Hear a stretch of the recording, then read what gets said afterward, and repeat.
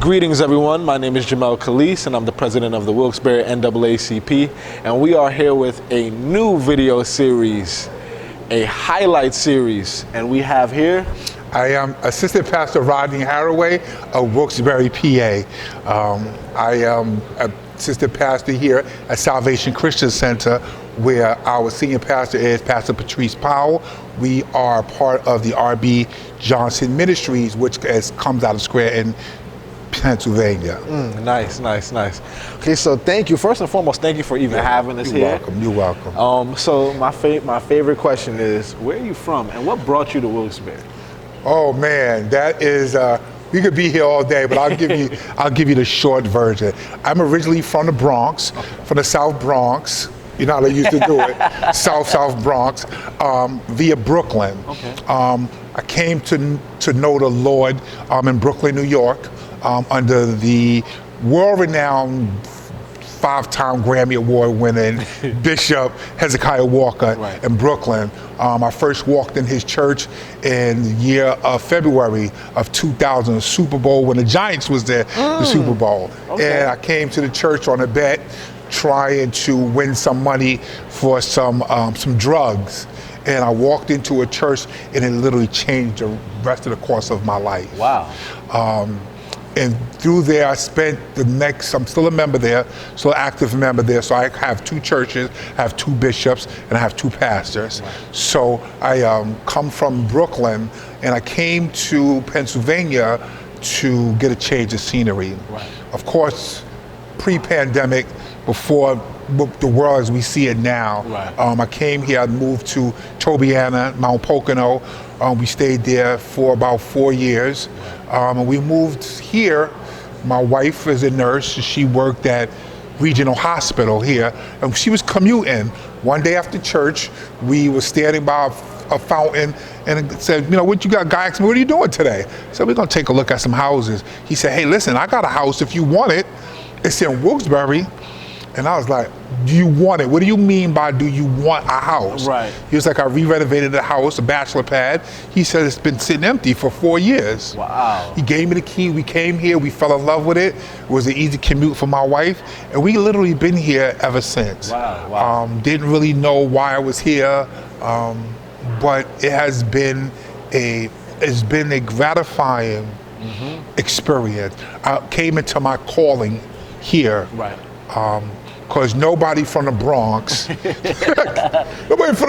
comes to Wilkes-Barre to settle down. Right. It definitely got to be God ordained. And I have a purpose here, and that's where I've been. I've been here just trying to figure out what my next move here as a pastor to maybe, give the peoples an alternative to some of the despair and the things that they see, unanswered questions they might have. Right. So that's what I'm here right now to do. Okay, thank you for that. Well, I'm originally from Brooklyn.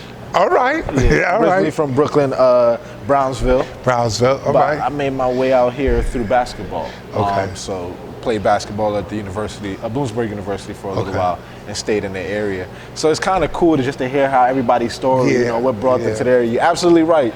Ain't nobody coming and settling down here from New York unless it is God ordained, honestly. Absolutely. And if there isn't a calling or something here for you, for sure, a better way for your family or whatever, what might have you. So for sure. And I think areas like these needs some city imports, to kind of move the community forward. It's definitely needed. So you said you kind of got into you found your calling in Brooklyn at that church, and through a bet. And so I don't want to get too deep into that, but how'd you find, what changed? Was it the experience when you walked in? Was it the word? Did somebody talk to you? What experience did you get while you were there that was like, you know what, I'm going to keep coming back? I gotta back up one step, because I am a transparent preacher. It's one of the things that I really connect with people. I was a drug addict. 27 years, I was your world #1. I knew where to get coke in any part of the neighborhood in New York City. So when I came to the church, I was chasing a high.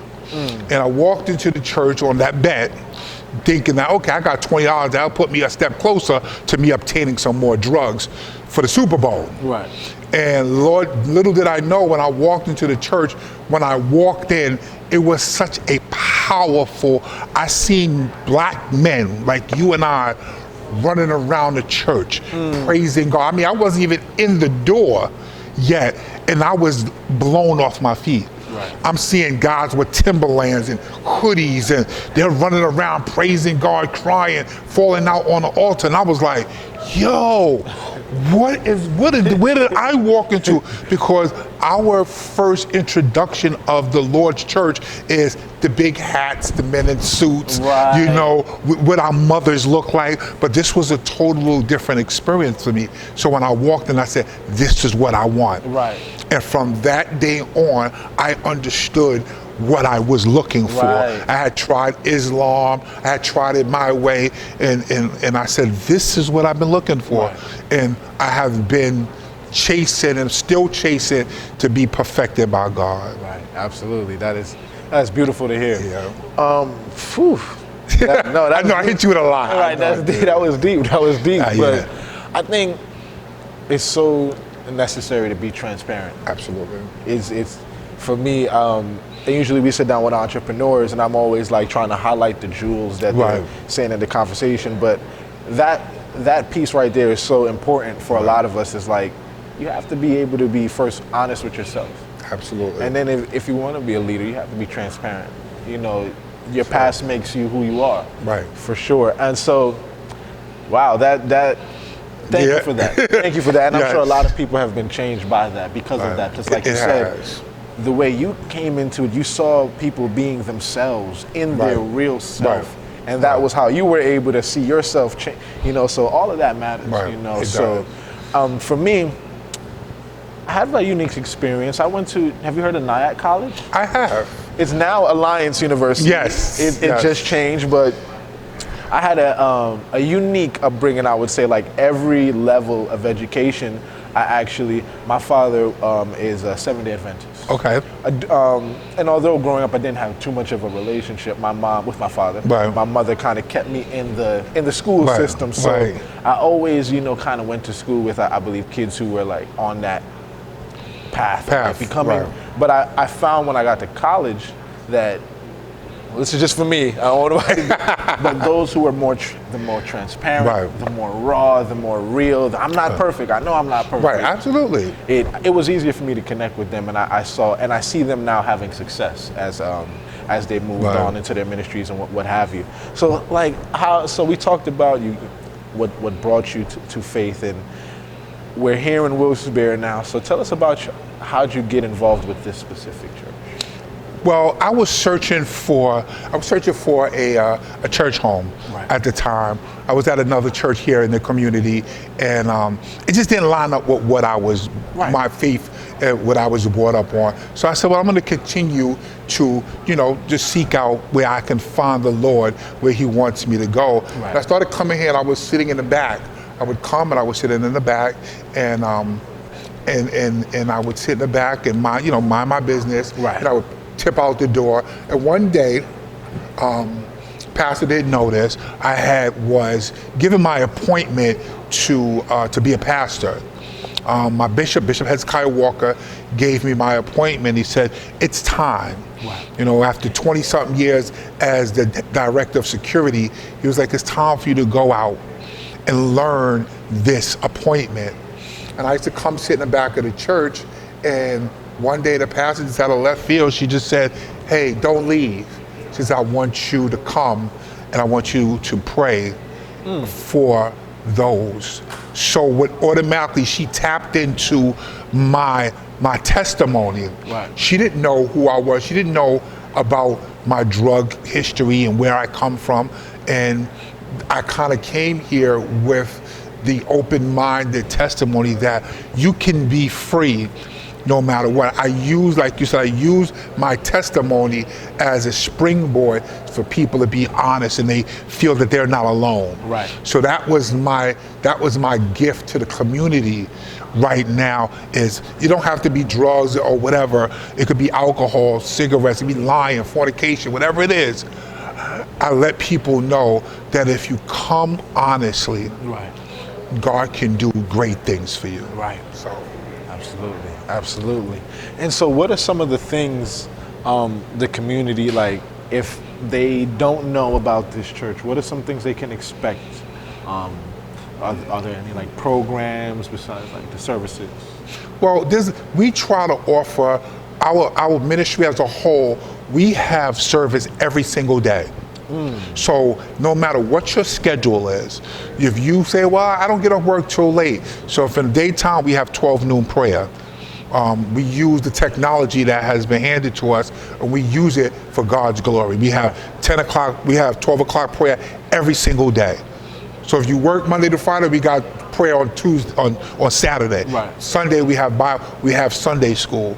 We have a lot of our worship service are obviously they're streamed on social media platforms. We have everything we have van services. Right. So if those who can't get here, we offer van service. We'll pick you up and take you home. We have food. So you don't never know what somebody's walking in here with. They might not have eaten all today. That's very true. So we give food. We don't sell food. Right. Let me just say that we don't sell food. We give food away. Right. If you come in and say you're hungry, we will make sure we don't have no food. We will take you to go get something to eat. Right. We try to be the church for all people. Right. If you walk in and you don't have any clothes, whatever it may be, we try not to look down upon anybody. Right. We want to be that ministry that we could minister to the drunk, to the homeless, as well as the high and mighty high society people as well. Right. We want to be able to be that person that we can kind of minister the word. Our pastor is a great orator of the word. And the way her preaching style is she really is a woman of God after God's heart. Right. So when you come here, you're home to be free. Right. You can run, you can yell, you can sit wherever you want to sit. We're not one of those churches that we have well, of course there's rules and regulations in God's house, but we don't enforce all the things because if you're new, you don't know. Right. So we try to keep our doors open and those who come in to be free because we want to point you toward God, not toward man's laws. Right. So. Absolutely. And you said, I like what you said, you guys are using technology. So let's talk a little bit about how are you guys utilizing, do you have, what social media platforms do you guys have? We mainly use Facebook Live. Mm-hmm. We do a little bit of StreamYard, mostly on Tuesday nights, where we can interact with our audience. Right. They can ask questions. We can talk back to them. Right. Whereas on Facebook Live, we just see who's logging in. Right. But StreamYard, they can interact with us. Right. So we try to make that, for people to come in who don't know about our ministry, you can go in there and say, what time service start? Right. What is the lesson about? And usually what I do especially when I teach, I'll answer your question. I like to really call out the persons because people want to feel like they're important. Right. It's one of the things we do. We don't look everybody. I know everybody's name. I know everybody's phone number. I know their kids. I know their mothers. I go to people's house. I know where they live at. Right. So we try to make it a family. Right. We try to make it a family. Much like we're not looking for numbers and tithers. We're looking to make sure that your soul is saved. And how you do that, the Bible says you must first show yourself friendly to gain a friend. And that's the model that we use. Absolutely. And that's such a great point that you mentioned. And using that social media world to just stay connected is so important, especially with what we've seen with COVID and everything like that. So,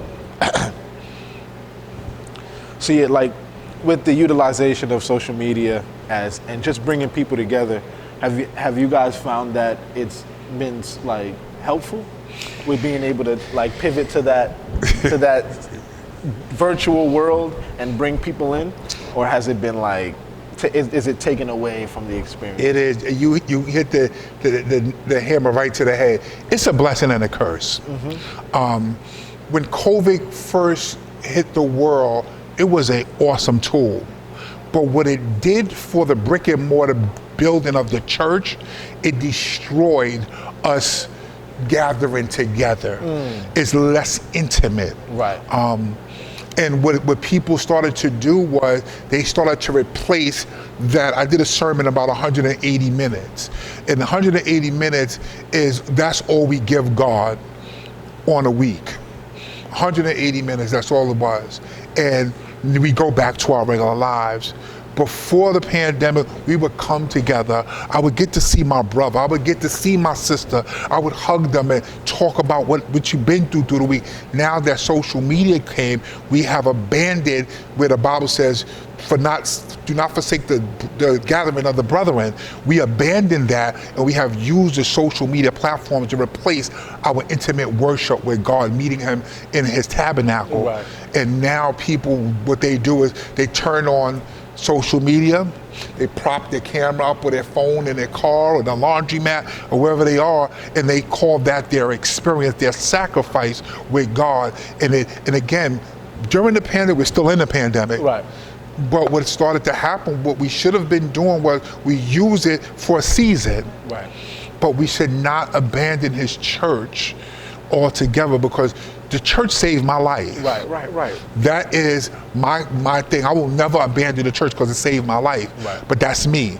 Some people don't approach it like that. We have become lazy Christians where we can turn on the social media and we say, well, I went to church in my pajamas, in my underwears, while I'm eating Chinese food or whatever. I've been to church because I was able to log on to the bishop or to the pastor, and we haven't made it back from that. Right. So it's been a blessing and a curse. Right. No, definitely. I think that was something that I was kind of like thinking about as I was as we're coming here, is like, what has social media done for that experience? Yes.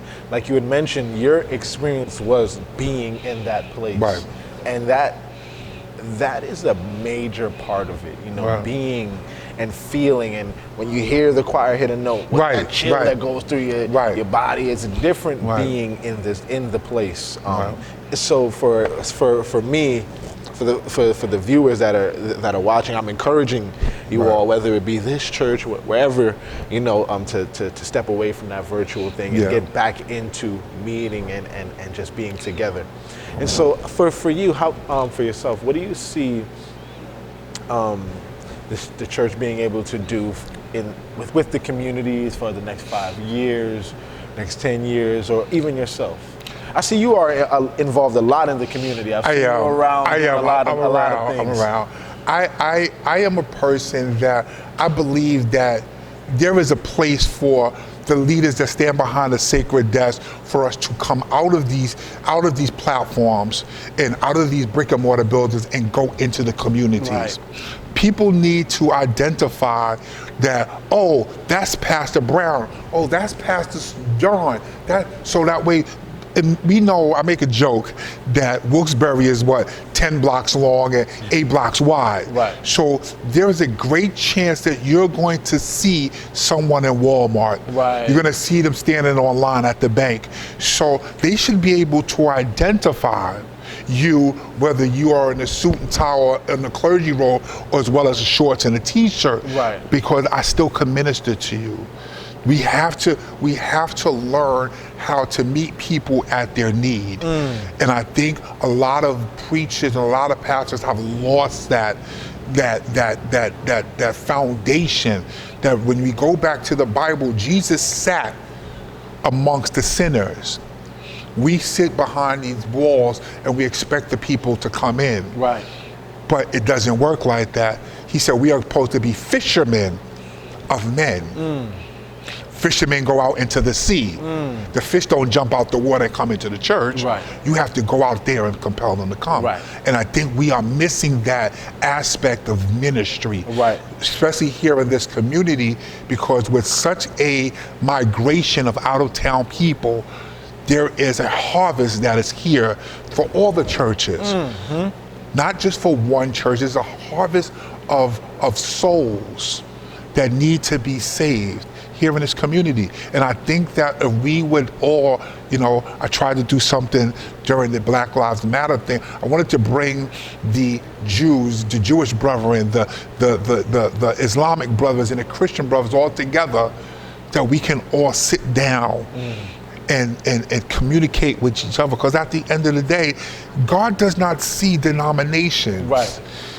And I think, the people in the community, they only had their first introduction to Christianity through their mother, through their grandmother. They have never experienced it for themselves. So we have an opportunity and an obligation to introduce Christ to them. They need to get to know Christ for themselves, not because of their mama, not because of their daddy, but because here's the experience. You're sitting in aisle 3 in Walmart with Pastor Harraway, and we talking about what God has done for you. That's ministry. Right. That's ministry. Right. You brought up a really, really good point. Even myself, as a young president within the NAACP, I see this gap.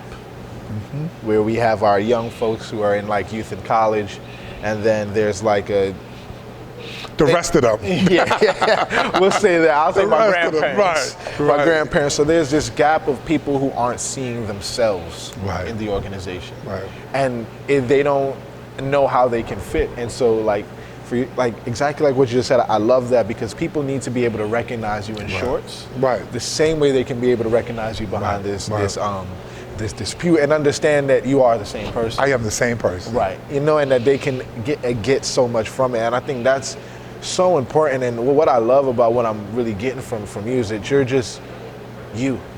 That's what I am. Just real. I'm just a real person. I'm passionate about my life. I often use this analogy. I'm in the fourth quarter. I'm in the fourth quarter. I'm down by 20. Basketball. Yes. It's the fourth quarter. I'm down by 20. How am I going to make up that deficit in that short of a time? Right. I'm 57 years old, so I'm looking at my life and say, I'm at a problem in my life, but I'm still in the fourth quarter. Right. And I got a lot of things to make up for, because I wasted a lot of my time in sin, in drugs. So the problem in my life, when people were going to school and the college and everything, I was out getting high. Right. So I have to make up that deficit. Right. So I use every reigning moment of my life. That was my declaration to God, that I wanted to help somebody. Right. They say if you can't help one person along the way, then your living will be in vain. I want to just help as many people that I can, especially the young brother that's here in this community. Right. Because you see a lot of them, they're not with their fathers. That's a whole nother sermon. Right. That's all we could say there all day. Right. The fatherless, young men. There's 4 or 5 of them on my block. Every time they walk by my house, I said, I'm waiting for y'all. The Lord's waiting for y'all. They hate walking by my house. Every time they walk by, I get them. But, I just try to just be who I could be to them. Right. I am, what you see Rodney every day, you don't got to call me pastor. That's just a title that man gave me. Right. I'm Rodney. Right. I'm the same person. I invite you to my house. My house is always open. Right. I try to offer food. I give away stuff, and I just want to be all things to all people. I want the Lord to be pleased with me. Right. So Absolutely. that's what we get here. And trust me, if I can say anything, I'm sure he is. I'm sure he is. As somebody like myself, I'm a city import, and I see myself in you. Right, and amen. the things that you're doing in the community, Amen. and the good that you're doing. It's always good for us to kind of be able to, see leaders like ourselves, and leaders like the vision of who we want to be. I never wanted to be somebody that was going to be fake. Right. In my position, and I just wanted to be me, and hope that people can respect and understand that. And and that's what it all boils down to. People of color, black and brown people, we can recognize phoniness. You know what I'm saying? Yes. You know, I hear the young brothers say, real, recognize real. You know, I can recognize, you know, keep it real. Everybody, I walk in Walmart, they call me OG. You know, one of the couple of managers, they be like, OG. I'll be like, all right, just keep it down. You know, but they recognize when you being real. Only way the Lord uses me to impact the people outside of the church is to be real. Right. You know, I always tell them, I said, listen, I was on drugs, bro. You know, I did some things that I wasn't proud of. Right. But I didn't have to stay there. That's the key. You don't have to stay there. I found God. Let me help you a little bit. Let me just point you there. I'm not saying that you got to get saved today and the clouds gonna open up and and everything. You know, I said just hear what I'm saying. Right. You know, I mean, I wrote a book. I wrote a book about that. My book name is. I did a book there called Choices. Okay. It's about. It was my life. How each choice I made in my life. I went from my birth all the way to 50 years old. And I talked about every choice I made and the consequences, the impact that it did on my life, whether it was good or bad. Right. But we have to start telling the community about, be aware of the consequence of the choice before you make that choice. Because young brothers are having babies out of wedlock, they're like, oh, it's cool, I bought my baby some Jordans. It's bigger than that, bro. Right. You understand? You don't know this is something that's a lifetime journey that you stepped into. Think about before you have unprotected sex. Don't complain about the baby afterward when you had the opportunity to make the choice. You know, so my book was about, you know, and I'll be honest, I have 4 children from 4 different baby mothers. I didn't understand the consequences of my choices. Then. I'm paying for it now. Still at 57 years old. I'm paying for that mistake. And I'm not gonna say I'm sorry, it wasn't a mistake.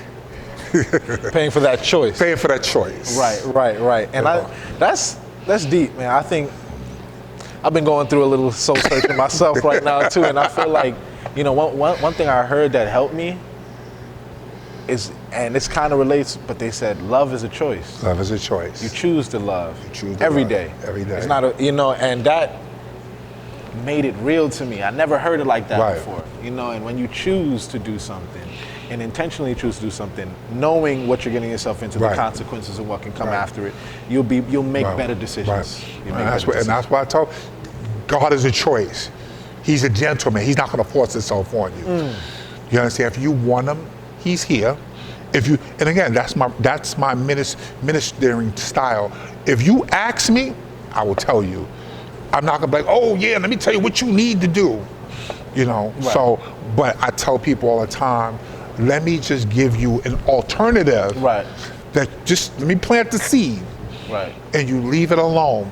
And then one day you'll see them do again, 8 blocks wide. You're gonna run into them again. Like, how's that thing working out for you? And they be like, man, since you said that to me, it's been in my mind. That's the seed. And then you walk away. And then you say, listen, then comes the invite. Listen, if you ever feel down, you're in a community, come through. You know, what everybody said was an excuse why they don't attend church. I don't have nothing to wear. We don't do that here. Right? You hear that a lot. I don't have nothing to wear. When I first came to church, I wore the same suit for about 6 months straight. I changed the tie, and I you know, that's why I started wearing pocket squares. Seriously, I'm telling you about the bow tie. Let me tell you about the bow. The reason I started wearing bow ties because I couldn't afford regular ties. Bow ties were cheaper. If y'all ever from New York, you ever heard of Century 21? Oh yes. That was our spot. You could buy 3 bow ties for under $20 back then. Wow. And I started wearing bow ties, and it was a conversational piece because everybody see the glasses, the bow tie. Oh, salam alaikum, my brother. And you know, and they would just go off from there. And that's how it started. And my friend, the pin here is a friend of mine. He runs a fatherhood organization, and it's all tied together, and that's what the bow ties stand for. Because at both ends start off separate, but when you tie them together and you bring them together, they become, don't embarrass me, they become something beautiful together. So that's what the bow. Hold on, I gotta start again. I gotta get a retake. I could do this with my eyes closed. So yeah, so when you have two ends and they come together, they join and they make a beautiful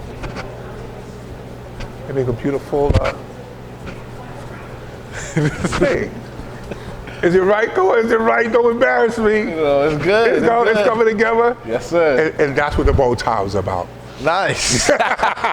So, it was a pleasure. Yes, Pleasure having this conversation with you. So, if you can, just tell them one last time where they can find you. We are here in Wilkes-Barre, PA. We are at 128 South Sherman Street, right off Northampton. We're in the middle of the block. If you blink, you're gonna miss us. You gotta look to your left real quick, and we're here. You can park anywhere. If you don't have a ride, we'll come get you. We have phone number is available. For you have my phone number. I always give my phone number. It's not a secret. 646 area code 712-6939. My name is Rodney Harraway.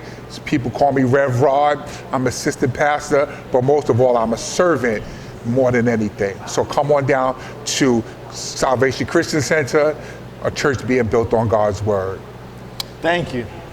My pleasure. My pleasure. Thank you. Thank you so much.